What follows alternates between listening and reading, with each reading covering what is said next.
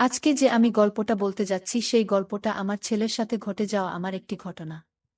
আমি জানি এমন ঘটনা পৃথিবীতে অনেক ঘটে কিন্তু কোনো মা কখনো কাউকে বলে না, তবুও আমি বলবো। তাই ধৈর্য সহকারে গল্পটি শেষ পর্যন্ত শুনতে থাকে, আর আমি গ্যারান্টি দিয়ে বলতে পারি সম্পূর্ণ গল্পটি শুনলে তোমাদের পানি বের হবে। ক্ষুদিরাম মহেশতলা কলেজের ছাত্র। তার বয়স ২১ বছর। কলকাতায় ৫ বছর হোস্টেলে থেকে পড়াশোনা শেষ করে বর্তমানে একটা সরকারি চাকরি করছে। গত বছরই চাকরি পেয়েছে আর এবছর কলকাতায় ট্রান্সফার হয়েছে। মাঝে মাঝে বাড়ি আসতো আর ৩-৪ দিন থেকে আবার ফিরে যেত। বাড়িতে ক্ষুদিরামের মা অর্চিতা দেবী থাকে। বছর দুয়েক আগে ক্ষুদিরামের বাবা মারা গেছে স্ট্রোক করে। ক্ষুদিরামের পারিবারিক আয় ভালো নয়। ক্ষুদিরামের বাবা একটা সরকারি চাকরি করত। বাবা মারা যাওয়ার পরে সরকার থেকে কিছু টাকা পয়সা পেয়েছিল, যেটা দিয়ে ক্ষুদিরামের পড়াশোনা আর ওর মায়ের সংসার কোনোভাবে চলে যাচ্ছে। অর্চিতা দেবীর বয়স ৪২ বছর এবং খুব সুন্দর দেখতে। এই বয়সেও নিজের যৌবন ধরে রেখেছে। অর্চিতা দেবী স্বামী মারা যাওয়ার পরে সে একাই থাকত আর মনে মনে ভাবত ছেলের কলকাতায় ট্রান্সফার হওয়ার পরে ছেলের একটা বিয়ে দিয়ে ছেলে বউকে নিয়ে সুখে শান্তিতে বসবাস করবে। অর্চিতার এক বান্ধবীর নাম উর্বশী, অর্চিতার বাড়ির কিছু দূরেই থাকে। উর্বশীর স্বামী সেনাবাহিনীতে চাকুরি করা কালীন মারা যায়। উর্বশীর একটাই মেয়ে গীতিতা। উর্বশীর বয়স ৪০ বছর আর মেয়ে গীতিতার বয়স ২১ বছর, কলেজে পড়ছে। উর্বশীর আর্থিক অবস্থা অনেক ভালো, নিজেদের দুতলা বাড়ি আছে। উর্বশী অর্চিতাকে বলেছে যে ক্ষুদিরামের সাথে ইদ্ধিতার বিয়ে দিতে, কারণ ক্ষুদিরামকে খুব পছন্দ উর্বশীর। ক্ষুদিরামরা ভাড়া বাড়িতে থাকত। একটাই ঘর, রান্নাঘর আর বাথরুম। যেহেতু অর্চিতার স্বামী মারা যাওয়ার পরে একাই থাকত তাই কোনো অসুবিধে হয়নি, কিন্তু এবার ক্ষুদিরাম ফিরে এলে একটা ঘরে কিভাবে চলবে সেটাই অর্চিতা চিন্তা করছিল। তাই একদিন অর্চিতা উর্বশীকে এই কথাগুলো বলল। উর্বশী সব শুনে বলল, অর্চিতা তোকে তো আমি বলেছি ক্ষুদিরাম কলকাতায় ট্রান্সফার হয়ে এলে এক শুভক্ষণ দেখে ক্ষুদিরাম আর রিদ্ধিতার বিয়েটা দিয়ে দেব, আর আমরা সবাই মিলে এই বাড়িতেই থাকব। এত বড় বাড়িতে শুধু আমরা দুজন মা মেয়ে থাকি, তোরাও এখানে চলে এলে সবাই মিলে আনন্দ করে থাকা যাবে। অর্চিতা উর্বশীর কথা শুনে আনন্দে বলল, আমি ছেলে এলে ওর সাথে কথা বলে তোকে জানাবো। কিছুদিনের মধ্যে ক্ষুদিরাম ফোন করে জানালো যে শুক্রবার সে বাড়ি আসছে। প্রায় ৬ মাস পরে ক্ষুদিরাম বাড়ি ফিরছে বলে সেদিন অর্চিতা ভালো ভালো রান্না করে রেখেছিল। তারপর স্নান করে একটা ভালো শাড়ি পরে ছেলের জন্য অধীর আগ্রহে অপেক্ষা করছিল। প্রায় ১১টা নাগাদ ক্ষুদিরাম বাড়ির সামনে এসে দরজায় কড়া নাড়ল। অর্চিতা দরজা খুলে দেখল ৩-৪টা ব্যাগ হাতে আর কাঁধে নিয়ে ক্ষুদিরাম হাসি মুখে দাঁড়িয়ে আছে। ঘরে এসে ব্যাগগুলো নামিয়েই মাকে জড়িয়ে ধরল ক্ষুদিরাম। অর্চিতাও ক্ষুদিরামকে জড়িয়ে ধরে থাকল কিছুক্ষণ। তারপর ছেলের হাত থেকে নিজেকে ছাড়িয়ে অর্চিতা বলল, অনেক বেলা হয়ে গেছে ক্ষুদিরাম, যা স্নান করে নিয়ে আগে খেয়ে নে, তারপর না হয় ব্যাগগুলো থেকে সব বার করবি আর গল্প করা যাবে। ক্ষুদিরাম বলল, ঠিক বলেছ মা, খিদেতে পেট জ্বলছে, আমি তাড়াতাড়ি স্নান করে আসছি, তুমি খাবার বাড়ো। এই বলে ক্ষুদিরাম বাথরুমে চলে গেল। ভেতরে দেখল ওর মা ওর জন্য একটা হাফ প্যান্ট আর তোয়ালে রেখে দিয়েছে। তাই দেরি না করে ভালো করে স্নান করে ক্ষুদিরাম হাফ প্যান্ট পরে খালি গায়ে বাইরে এসে দেখল মা খাবার বেড়ে মেঝেতে বসে আছে। ক্ষুদিরাম মায়ের উল্টো দিকে বসে খেতে শুরু করল। খেতে খেতে মাকে দেখছিল ক্ষুদিরাম আর মনে মনে ভাবল যে মাকে আগের থেকে যেন আরও সুন্দরী লাগছে। অর্চিতা সেটা দেখে জিজ্ঞেস করল, কি এত দেখছিস ক্ষুদিরাম? ক্ষুদিরাম বলল, তোমায় দেখছি মা, তোমায় এই শাড়িতে খুব সুন্দর লাগছে। এটা কি নতুন শাড়ি? অর্চিতা বলল, না রে, এটা পুরনো শাড়ি, তবে খুব কম পরেছি বলে এটা নতুনের মতো লাগছে। ক্ষুদিরাম বলল, মা, চাকরি তো আমি পেয়ে গেছি, এবার আর তোমার কোনো দুঃখ রাখব না। অর্চিতা হেসে বলল, সে আমি জানি ক্ষুদিরাম। আমি এখন অনেক নিশ্চিন্ত যে তুই এবার আমাদের দুজনের সংসার চালাতে পারবি। এই শুনে ক্ষুদিরাম হেসে বলল, সে আর বলতে না, আমার সুন্দরী মাকে আমি এবার থেকে সুখে রাখব। ক্ষুদিরামের কথা শুনে অর্চিতাও হেসে উঠল। এইভাবে কথা বলতে বলতে দুজনে খাওয়া শেষ করল। অর্চিতা থালা বাসন নিয়ে রান্নাঘরে ধোয়ার জন্য চলে গেল। ক্ষুদিরাম হাত মুখ ধুয়ে ঘরে এসে ব্যাগ থেকে জিনিসপত্র বার করতে শুরু করল। একবার রান্নাঘরের দিকে তাকিয়ে ব্যাগ থেকে ২টা বাংলা গল্পের বই তাড়াতাড়ি বের করে নিয়ে নিজের বইয়ের তাকে লুকিয়ে রাখল। কিছুক্ষণ পরে অর্চিতা ঘরে এসে বিছানায় বসল। অর্চিতা ছেলের সব জামা প্যান্ট একদিকে সরিয়ে রাখতে রাখতে বলল, তোর সব জামা তো পুরনো হয়ে গেছে, এবার কিছু নতুন কিনে নিস। ক্ষুদিরাম বলল, ঠিক আছে মা, এ মাসের স্যালারি পেয়ে তোমার আর আমার জন্য নতুন কাপড় কিনব। তারপর ক্ষুদিরাম সব জিনিস বিছানা থেকে সরিয়ে অর্চিতার মুখোমুখি বসে গল্প করতে শুরু করল। অর্চিতা বলল, ক্ষুদিরাম, এখন তোর কিরকম লাগছে? পড়াশোনা করে চাকরি করছিস, এবার কলকাতায় ট্রান্সফারও হয়ে গেল। ক্ষুদিরাম বলল, সেরকম কিছু না, কিন্তু এবার থেকে তোমার সাথে থাকতে পারবো, এই জন্য আমি খুব খুশি। এই বলে মায়ের কোলে মাথা রেখে শুয়ে পড়ল। অর্চিতা ছেলের কথা শুনে খুব খুশি হল আর ক্ষুদিরামের মাথায় হাত বুলিয়ে দিতে লাগল। ক্ষুদিরাম শুয়ে শুয়ে অর্চিতাকে দেখছিল আর মনে মনে ভাবছিল, মাকে সত্যি খুব সুন্দর দেখতে। এইভাবে কিছুক্ষণ থাকার পরে অর্চিতা হেসে বলল, ক্ষুদিরাম, এবার উর্বশীর সাথে কথা বলতে হবে তোর বিয়ের জন্য। ক্ষুদিরাম তখন মায়ের কোল থেকে মাথা সরিয়ে উঠে বসে বসে মায়ের দুই কাঁধে দু হাত রেখে বলল, না মা, এখন নয়। এখন শুধু আমার সুন্দরী মাকে সুখী করার সময়, বউকে নয়। অর্চিতা হেসে বলল, আমি তো ভালোই আছি, এবার তোর একটা বউ এসে গেলে আমার অসুবিধা হবে আর তোর অসুবিধা হবে। ক্ষুদিরাম নিজের মুখটা অর্চিতার মুখের কাছে এনে বলল, আমাদের কি সুবিধা হবে মা, বউ এলে? অর্চিতা বলল, আমার একটা গল্প করার সাথী হবে আর তোর চির জীবনের সাথী হবে। আর সত্যি বলছি, ঋদ্ধিতা খুব সুন্দরী আর ভালো মেয়ে, তোকে খুব সুখে রাখবে। ক্ষুদিরাম অর্চিতাকে বলল, আমি তোমায় সুখে রাখব, তাই তোমার আর কিছু লাগবে না। অর্চিতা ক্ষুদিরামের কথা শুনে একটু চমকে উঠে বলল, ঠিক আছে, এবার তুই একটু রেস্ট নিয়ে নে, আমি একটু বেরোচ্ছি, একবারে বাজার করে ফিরব। এই বলে অর্চিতা উঠে দাঁড়িয়ে নিজের শাড়িটা ঠিক করতে লাগল। ক্ষুদিরাম ও উঠে দাঁড়িয়ে মাকে দেখতে লাগল। কিছুক্ষণ পরে অর্চিতা বাড়ি থেকে বেরিয়ে যেতেই ক্ষুদিরাম দরজা বন্ধ করে ঘরে এসে নিজের আরেকটা ব্যাগ খুলে মায়ের একটা ছোট জামা দেখে নাক দিয়ে গন্ধ নিতে থাকল। ক্ষুদিরাম হোস্টেলে থাকাকালীন বন্ধুদের পাল্লায় পড়ে এসব বই পড়া শুরু করেছিল। সব সম্পর্কের মধ্যে মা ছেলে নিয়ে এগুলো পড়তে বেশি ভালোবাসত। সেই জন্য 6 মাস আগে যখন বাড়ি এসেছিল তখন মায়ের একটা ছোট জামা লুকিয়ে নিজের সাথে নিয়ে গিয়েছিল। তারপর থেকে হোস্টেলে ক্ষুদিরাম বই পড়তে পড়তে মায়ের ছোট জামা জড়িয়ে ধরে নিজেকে শান্ত করত। যেহেতু খুব ক্লান্ত ছিল তাই মাকে চিন্তা করতে করতে কিছুক্ষণের জন্য ঘুমিয়ে পড়ল। তারপর কিছুক্ষণ পরে বাথরুম এগিয়ে পেচ্ছাপ করতে গিয়ে দেখল বাথরুমে মায়ের একটা ছোট জামা ঝোলানো আছে। অর্চিতা তাড়াহুড়োয় সেটা সরিয়ে রাখতে ভুলে গিয়েছিল। ক্ষুদিরাম পেচ্ছাপ করে ওটা নিজের নাকে শুকে বুঝল এটা মায়ের ব্যবহার করা। সেটা অর্চিতা ধুতে ভুলে গেছে। ক্ষুদিরাম অনেকক্ষণ সেইটা নাকে নিয়ে গন্ধ শুঁকতে লাগল। ক্ষুদিরাম নিজেকে আর কন্ট্রোল করতে না পেরে নিজের কাজ করতে লেগে গেল। প্রায় 15 মিনিট ধরে চলল সেই কাজ। তারপর সেটা যেখানে ছিল সেখানে রেখে নিজেকে পরিষ্কার করে ঘরে এলো। মনে মনে অপরাধ বোধ হচ্ছিল নিজের মাকে নিয়ে এরকম ভাবতে। কিন্তু ও এটাও বুঝতে পারল আজকে সব থেকে বেশি তৃপ্তি পেয়েছে। কিছুক্ষণ পরে ক্ষুদিরামের পাপবোধ পরিবর্তন হলো আর ভাবতে লাগল কিভাবে মাকে আরও কাছে পাওয়া যায়। এইসব ভাবতে ভাবতে সন্ধে হয়ে গেল আর ঠিক তখন দরজায় আওয়াজ হলো। ক্ষুদিরাম দরজা খুলে দেখল অর্চিতা দাঁড়িয়ে আছে দুহাতে দুটো বাজারের ব্যাগ নিয়ে। ক্ষুদিরাম সঙ্গে সোজা মায়ের হাত থেকে ব্যাগ দুটো নিয়ে রান্নাঘরে রেখে এক গ্লাস জল নিয়ে অর্চিতাকে দিল। অর্চিতা বিছানায় বসে জলটা খেয়ে জিজ্ঞেস করল, সারা দুপুর আর বিকেল কি করলি ক্ষুদিরাম? একটু ঘুমিয়েছিলিস তো? হ্যাঁ মা, অল্প ঘুমিয়েছিলাম। ভালো করেছিস, আমি একটু ফ্রেশ হয়ে তোকে চা করে দিচ্ছি, তোর জন্য কাটলেট ও এনেছি। এই বলে অর্চিতা তোয়ালে নিয়ে বাথরুম এ চলে গেল। ক্ষুদিরাম তখন মাকে সারপ্রাইজ দিবে বলে নিজেই রান্নাঘরে গিয়ে চা বানাতে শুরু করল। আর বাজারের ব্যাগ থেকে সব কিছু রান্নাঘরে যথাস্থানে রেখে কাটলেট দুটো একটা ডিশে রাখল। বাথরুম এর ভেতর থেকে মায়ের গোসল করার শব্দ শুনতে শুনতে ক্ষুদিরাম চা বানাচ্ছিল। এদিকে গোসল করতে করতে অর্চিতা হঠাৎ দেখে তার ছোট কাপড়টা দড়িতে ঝুলছে। সঙ্গে সঙ্গে চমকে গেল আর মনে মনে ভাবল, ইসে সব কিছু ঠিক জায়গায় রেখে আসল জিনিসটাই বাথরুমে ফেলে গিয়েছিল। ক্ষুদিরাম যে কি ভেবেছে কে জানে। নিজেকেই কিছুক্ষণ গালাগালি দিয়ে গোসল করে তোয়ালেটা দিয়ে নিজেকে জড়িয়ে অর্চিতা বাথরুম থেকে ঘরে এসে দেখল ক্ষুদিরাম একটা ট্রে এ 2 কাপ চা আর কাটলেট সাজিয়ে বসে আছে। অর্চিতা হেসে বলল, বাহ, একবার চা বানিয়ে মায়ের জন্য অপেক্ষা করছিস, খুব ভালো। বউকে তুই খুব সুখে রাখবি। এখন তো মাকে সুখী করি, তারপর অন্য কেউ। অর্চিতা আলমারি থেকে একটা শাড়ি নিয়ে ক্ষুদিরামকে বলল, আমি দরজাটা ভেজিয়ে দিয়ে রান্নাঘরে শাড়িটা পরে আসছি। ক্ষুদিরাম এগিয়ে গিয়ে অর্চিতার হাত ধরে বলল, তুমি এই ঘরে চেঞ্জ করে নাও, আমি রান্নাঘরে যাচ্ছি, তোমার হয়ে গেলে আমায় ডেকে নিও। এই বলে ক্ষুদিরাম ঘরের দরজাটা ভেজিয়ে দিয়ে বাইরে অপেক্ষা করতে লাগল।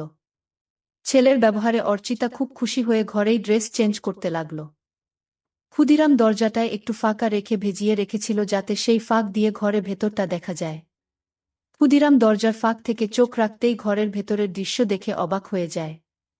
এদিকে অর্চিতা ততক্ষণে শাড়িটাও পরে নিয়ে ক্ষুদিরামকে ডাকল ঘরের ভেতরে আসার জন্য। ক্ষুদিরাম মায়ের ডাক শুনে একটু চমকে গিয়ে ঘরে ভেতরে এলো এবং হঠাৎ খেয়াল করল ওটা শক্ত হয়ে দাঁড়িয়ে আছে। কোনো ক্রমে এক হাত দিয়ে সামাল দিয়ে বিছানাতে বসল। অর্চিতা তখন আয়নার সামনে দাঁড়িয়ে চুল আঁচড়াচ্ছিল, তাই ছেলের দিকে খেয়াল করেনি। ক্ষুদিরাম অর্চিতাকে ডাকল, এসো মা, চা আর কাটলেট ঠান্ডা হয়ে যাবে, খেয়ে নাও আগে। ঠিক আছে, চল খেয়ে নি। এই বলে বিছানায় এসে ক্ষুদিরামের মুখোমুখি বসল। দুজনে একসাথে কাটলেট আর চা খেতে লাগল। বাহ ক্ষুদিরাম, চাটা তো খুব ভালো বানিয়েছিস। তোমার ভালো লেগেছে মা? আমি হোস্টেলে মাঝে মাঝে নিজেই চা করে খেতাম। অর্চিতা হেসে উঠে ক্ষুদিরাম এর গালটা ধরে বলল, সত্যি ভালো হয়েছে, আমার ছেলে এখন নিজের খেয়াল নিজে রাখতে পারবে। ক্ষুদিরাম ও তখন মায়ের গালটা ধরে বলল, তোমারও সব খেয়াল রাখবে তোমার ছেলে। দুজনেই একসাথে হেসে উঠল। আচ্ছা ক্ষুদিরাম, তোর চাকরি শুরু কবে থেকে? আজ ২৮ তারিখ, পরের মাসের ৮ তারিখে অফিস জয়েন করতে হবে। একটা কথা বলার ছিল। কি কথা মা, বলো। উর্বশীকে তোর মনে আছে? উর্বশী মাসি কেন মনে রাখব না মা, আমায় এত ভালোবাসে। সেটা জানি, তোকে ভালোবাসে বলেই একটা প্রস্তাব রেখেছে। কি প্রস্তাব? উর্বশী তোর সাথে ইদ্ধিতার বিয়ে দিতে চায়। ক্ষুদিরাম লজ্জা পেয়ে বলল, এখন আমি বিয়ে করব না। উর্বশী বলেছে ইদ্ধিতার সাথে তোর বিয়ে হবার পরে আমরা সবাই ওর বাড়িতে থাকব। আমি বলেছি যে ক্ষুদিরামের সাথে কথা বলে জানাব। তুই কি বলিস এ ব্যাপারে? বিয়ের ব্যাপারটায় আমায় একটু সময় দাও। বুঝলাম ছেলের লজ্জা করছে, ঠিক আছে, তুই সময় নিয়ে চিন্তা করে আমায় জানাস। কিন্তু আমাদের ঘরটা খুব ছোট দুজনের জন্য। আগে তুই ছোট ছিলিস তাই কোনোমতে চলে যেত, কিন্তু এখন তুই বড় হয়ে গেছিস। এমন কিছু ছোট নয় আমাদের ঘর, আমাদের দুজনের জন্য যথেষ্ট। কিন্তু তোর অসুবিধে হবে, আমি যখন কাপড় চেঞ্জ করব তখন তোকে বাইরে অপেক্ষা করতে হবে, এছাড়াও এই একটা বিছানায় দুজনের হবে না। ক্ষুদিরাম অর্চিতার কথা শুনে মনে মনে বলল, আমি তো চাই তুমি ঘরে কাপড় ছাড়বে, আর আমি দরজার ফাঁক দিয়ে তোমার দেখব। অর্চিতা ক্ষুদিরামের দিকে তাকিয়ে বলল, কি ভাবছিস এত? কি করবি সেটা তো বল। ক্ষুদিরাম সঙ্গে সঙ্গে বলল, না কিছু ভাবছিলাম না, তবে এখন ওখানে যাব না, কিছু দিন চাকরি করে স্যালারি জমিয়ে তারপর না হয় যাওয়া যেতে পারে। ঠিক আছে, তোর যেটা ভালো মনে হয় সেটাই হবে। ঠিক আছে, তুই টিভি দেখ, আমি রাতের রান্নাটা করে নি। এই বলে অর্চিতা চায়ের ট্রেটা নিয়ে রান্নাঘরে চলে গেল। ক্ষুদিরাম টিভি দেখতে লাগল, কিন্তু ভালো লাগছিল না। তাই ক্ষুদিরাম রান্নাঘরে গিয়ে দেখল মা এক মনে গুনগুন করে গান গাইতে গাইতে রান্না করছিল। ক্ষুদিরাম পেছন থেকে অর্চিতাকে একটু হামি দিয়ে জিজ্ঞেস করল, মা আজ কি রান্না করছো? অর্চিতা চমকে উঠে হালকা হেসে বলল, আজ ডিমের ঝোল, ভাত আর আলু পোস্তা। ক্ষুদিরাম মায়ের কানে কানে বলল, তোমার হাতের রান্নার কোনো জবাব নেই মা। অর্চিতা নিজেকে ছাড়িয়ে নিয়ে বলল, এই দুষ্টু এখন ছাড় আমায়, না হলে রান্না করতে দেরি হয়ে যাবে। ক্ষুদিরাম আরো হামি দিয়ে বলল, আমার মিষ্টি মায়ের হাতের রান্নায় আমার মন ভরে যায়। অর্চিতা হেসে বলল, এবার যা এখান থেকে, আমায় রান্নাটা করতে দে। ক্ষুদিরাম তখন ঘরে চলে এসে আবার টিভি দেখতে লাগল। প্রায় ১ ঘন্টা পরে অর্চিতা এসে ক্ষুদিরামের পাশে বসল। অর্চিতা পুরো ঘেমে গেছে রান্না করতে করতে। ক্ষুদিরাম বলল, মা তুমি তো ঘেমে গেছ, শাড়িটা চেঞ্জ করে অন্য কিছু পরে নাও। ছেলের কথা শুনে অর্চিতা বলল, আমি ভাবছিলাম তুই কি ভাববি তাই অন্য কিছু পরছিলাম না। ক্ষুদিরাম অবাক হয়ে অর্চিতার দিকে তাকিয়ে বলল, আমি আবার কি ভাবব? যাও চেঞ্জ করে নাও, আমি রান্নাঘরে যাচ্ছি। অর্চিতা বলল, আমি বাথরুম এ চেঞ্জ করে নিচ্ছি, তুই টিভি দেখ। এই বলে অর্চিতা বাথরুম এ চলে গেল। ক্ষুদিরাম মনে মনে ভাবল, আরেকটা সুযোগ নষ্ট হলো মাকে ওভাবে দেখার। অর্চিতা বাথরুমে গিয়ে নিজের গা ধুতে ধুতে রান্নাঘরে ক্ষুদিরামের ঐরকম ভাবে জড়িয়ে ধরার কথা ভাবতে লাগল। মনে মনে ভাবছিল, ক্ষুদিরাম কি তাহলে ইচ্ছে করে ওসব করছিল না, এটা হঠাৎ হয়েছিল। একটু চোখে চোখে ক্ষুদিরামকে রাখতে হবে, কারণ এই বয়সটা খুব বাজে। এসব ভাবতে ভাবতে স্নান শেষ করে কাপড়টা পরে নিল। ক্ষুদিরাম না থাকলে মাঝে মাঝে অর্চিতা এক কাপড়েই রাতে ঘুমাতো, কিন্তু এখন সেটা আর হবে না। এমনিতে অর্চিতা খুব ওই স্বভাবের, আর স্বামী মারা যাওয়ার পরে সেটা আরও বেড়ে গেছে। কিছুক্ষণ পরে অর্চিতা বাথরুম থেকে বেরিয়ে এসে ক্ষুদিরাম এর সাথে বসে একসাথে টিভি দেখতে দেখতে এটা সেটা গল্প করতে লাগল। রাত প্রায় ১০টা বাজে ঘড়িতে। এবার খাবার পালা, তাই অর্চিতা রান্নাঘরে গিয়ে খাবার বেড়ে নিয়ে এলো। ক্ষুদিরাম আর অর্চিতা দুজনে মেঝেতে বাবু হয়ে মুখোমুখি বসে খেতে শুরু করল। ক্ষুদিরাম খেতে খেতে মায়ের দিকে তাকাতেই দেখল অর্চিতা নিচু হয়ে যখন খাবার মুখে দিচ্ছিল তখন মায়েরটা নিচে নেমে যাচ্ছিল আর ক্ষুদিরাম তা দেখা যাচ্ছিল। কিন্তু হঠাৎ অর্চিতা ক্ষুদিরামের দিকে তাকিয়ে দেখতে পায় যে ক্ষুদিরাম ওর দিকে তাকিয়ে আছে। সঙ্গে সঙ্গে নিজের কাপড়টা একটু উপরে তুলে নিল আর তখন ক্ষুদিরাম আর অর্চিতার চোকাচুকি হল। ক্ষুদিরাম লজ্জায় মাথা নিচু করে ভাবতে লাগল, ইসমা এবার বুঝতে পেরেছে, বকে না দেয়। কিন্তু অর্চিতা কিছুই বলল না, শুধু বলল, খাবারের দিকে মন দে। ক্ষুদিরাম হাঁফ ছেড়ে বাঁচল। এইভাবে দুজনের খাওয়া শেষ হল। তারপর অর্চিতা সব বাসন ধুয়ে ঘরে এসে মেঝেতে বিছানা করতে লাগল। সেটা দেখে ক্ষুদিরাম জিজ্ঞেস করল, মা তুমি কি নিচে শোবে? হ্যাঁ রে, বিছানায় দুজনের অসুবিধে হবে। ক্ষুদিরাম সঙ্গে সঙ্গে অর্চিতার হাত থেকে সব কিছু কেড়ে বিছানায় রেখে বলল, এই খাটে আমাদের দুজনের ভালো মতো হয়ে যাবে, তাই তুমি চিন্তা করো না। অর্চিতা কিছু একটা বলতে যাচ্ছিল কিন্তু ক্ষুদিরামের জেদে মুখে আর কিছু বলল না। কিছুক্ষণ পরে লাইট অফ করে দুজনে শুয়ে পড়ল। ক্ষুদিরাম ক্লান্ত ছিল তাই কিছুক্ষণের মধ্যে ঘুমিয়ে পড়ল। অর্চিতা শুয়ে শুয়ে সারা দিনের কথা ভাবতে লাগল। বিশেষ করে রাতে ছেলে যেভাবে এক দৃষ্টিতে তার দিকে তাকিয়েছিল। ভাবতে ভাবতে একটু তুরা হয়ে পড়ল। মনে মনে চিন্তা করল যে এবার থেকে ক্ষুদিরামের সব কিছু ভালোমতো লক্ষ্য করতে হবে। এইসব ভাবতে ভাবতে অর্চিতা ঘুমিয়ে পড়ল। চিরকাল খুব সকাল সকাল ঘুম থেকে ওঠা অর্চিতার অভ্যাস। অর্চিতা ঘুম থেকে উঠে ক্ষুদিরামের দিকে তাকিয়ে দেখল ক্ষুদিরাম গভীর ঘুমে আচ্ছন্ন। একটু নিচের দিকে তাকাতে দেখল ক্ষুদিরামের হাফ প্যান্ট তাবু হয়ে গেছে। সেটা দেখে অর্চিতা মনে মনে ভাবল ছেলে এমন কিছু স্বপ্ন দেখছে যাতে তাবু হয়ে গেছে। তারপর নিজের মনে হাসতে হাসতে বাথরুমে চলে গেল। তারপর রান্না করে নিজে স্নান করে শাড়ি পরে চায়ের কাপ হাতে নিয়ে ক্ষুদিরামকে ডাকল। ক্ষুদিরাম ঘুম থেকে উঠে দেখল মা চায়ের কাপ হাতে দাঁড়িয়ে আছে একটা সুন্দর শাড়ি পরে। কটা বাজে মা? এত সকালে তোমার স্নান হয়ে গেছে? 10টা বাজছে, আমায় একটু উর্বশীর সাথে বেরোতে হবে। তোর জন্য রান্না করা আছে, দুপুরে স্নান করে খেয়ে নিস। সন্ধে বেলায় আবার দেখা হবে। ঠিক আছে মা, তুমি চিন্তা করো না। কাল তো রবিবার। কেন, কোথাও বেরোবি নাকি? ক্ষুদিরাম অর্চিতার হাত থেকে কাপটা নিয়ে টেবিলে রেখে অর্চিতাকে ধরে একটা পাপ্পা দিয়ে বলল, দেখি কি প্ল্যান করা যায়। অর্চিতা নিজেকে ছাড়াবার চেষ্টা করে বলল, আবার দুষ্টুমি হচ্ছে, আমার শাড়ি নষ্ট হয়ে যাবে, এখন ছাড় আমায়, পরে জড়িয়ে ধরার অনেক সময় পাবি। তোমায় ছাড়তে ইচ্ছে করছে না মা। এই বলে আবার অর্চিতাকে ধরে ক্ষুদিরাম আর মায়ের শরীরের কোমলতা অনুভব করতে থাকে। অর্চিতার ও ভালো লাগছিল কিন্তু ওর দেরি হয়ে যাবে তাই জোরে করে ক্ষুদিরামকে সরিয়ে দিয়ে বলল, আমি এবার আসি, বুঝলি, না হলে দেরি হয়ে যাবে, তুই সময়মতো খেয়ে নিস। ঠিক আছে মা, তুমি একদম চিন্তা করো না, সাবধানে যেও। এরপরে অর্চিতা নিজের শাড়িটা ঠিক করে ক্ষুদিরামের দিকে একটা হাসি দিয়ে ঘরে থেকে বেরিয়ে গেল। ক্ষুদিরাম দরজা বন্ধ করে ঘরে এসে চা খেতে খেতে চিন্তা করল কি করবে সারাদিন। কিছুক্ষণ বসার পরে আলমারিটা খুলে মায়ের ছোট কাপড়গুলো বের করে বিছানায় রাখল। দেখল সেগুলো অনেক পুরনো হয়ে গেছে। কিছুক্ষণ নাক দিয়ে সবগুলো শুকে আবার যথাস্থানে রেখে দিয়ে আলমারিটা বন্ধ করে দিল ক্ষুদিরাম। তারপর ক্ষুদিরাম ঘরটা আর রান্নাঘরটা পরিষ্কার করল। ক্ষুদিরাম মনে মনে একটা মতলব করল কি করে মাকে প্রতিদিন ওভাবে দেখা যায়, কারণ শাড়ি চেঞ্জ করার সময় বেশিক্ষণ দেখা যায় না।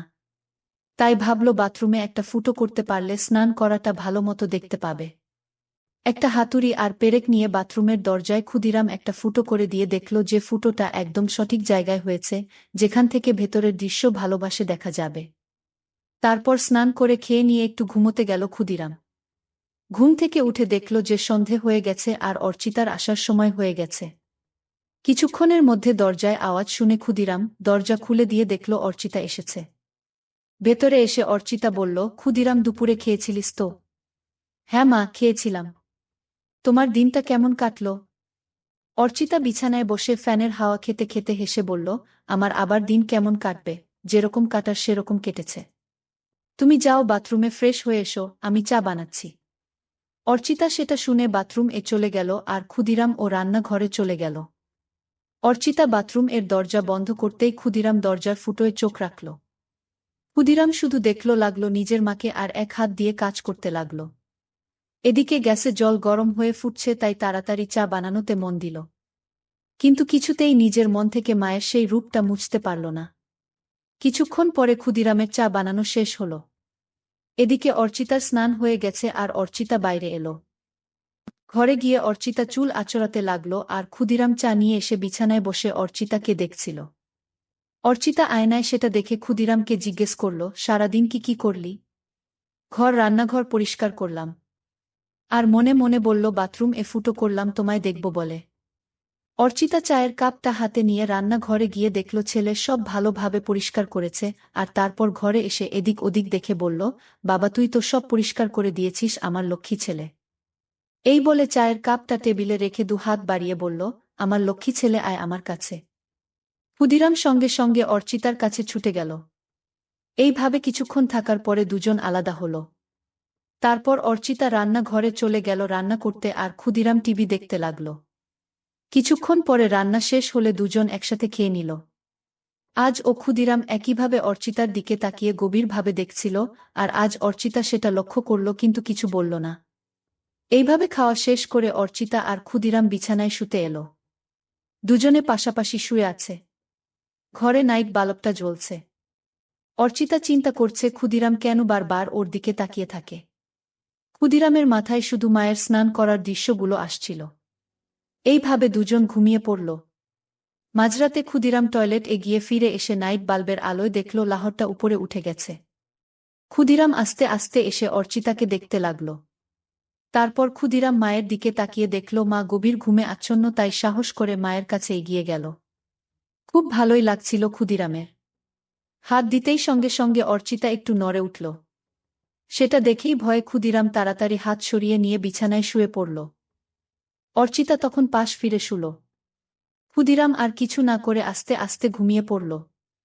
পরের দিন সকালে অর্চিতা ঘুম থেকে উঠে তাড়াতাড়ি নিজেকে ঠিক করে নিয়ে ছেলেটি দিকে তাকিয়ে দেখল ছেলে উপুর হয়ে ঘুমে মগ্ন। তারপর বাথরুমে চলে গিয়ে নিজেকে ফ্রেশ করে অর্চিতা চা বানাতে লাগল। ক্ষুদিরাম উঠে ড্রেস চেঞ্জ করে বাজারে চলে গেল। অর্চিতা ভাবতে থাকল কি হচ্ছে এসব। হোস্টেল থেকে ফেরার পর থেকে ক্ষুদিরামের আচরণের কেমন পরিবর্তন এসেছে। এসব ভাবতে ভাবতে ঘরে গিয়ে বসল। বাজার যেহেতু অনেক দূরে, তাই ক্ষুদিরামের ফিরতে ফিরতে আরও 1-2 ঘন্টা লাগবে।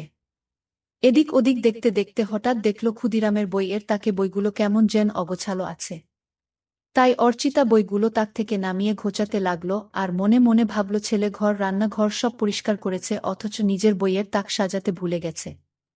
একটার পর একটা বই সাজিয়ে রাখতে রাখতে অর্চিতা দেখল একটা মোটা বইয়ের ভেতর কিছু যেন আছে। বইটা খুলতেই দেখল একটা পাতলা বই মলাট দেয়া। অর্চিতা ভাবতে লাগল কি বই যে মোটা বইয়ের ভেতরে ক্ষুদিরাম রেখেছে।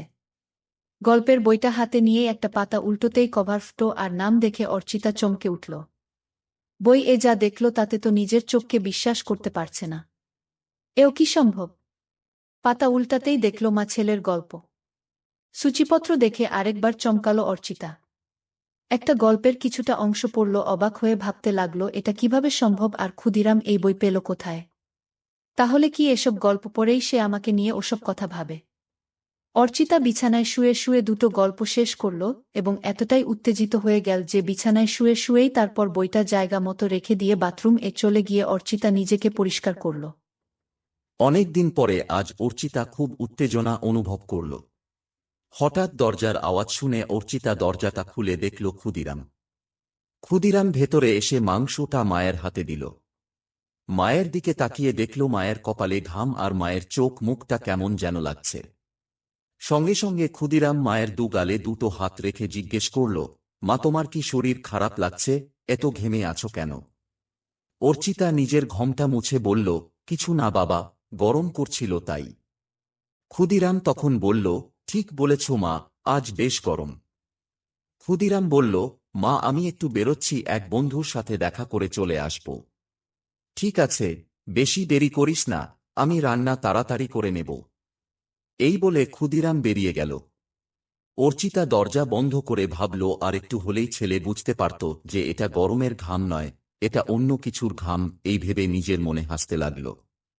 গল্পের বাকি অংশ পরের ভিডিওতে দেওয়া হবে, তাই সবাই চ্যানেলটি সাবস্ক্রাইব করে রাখো।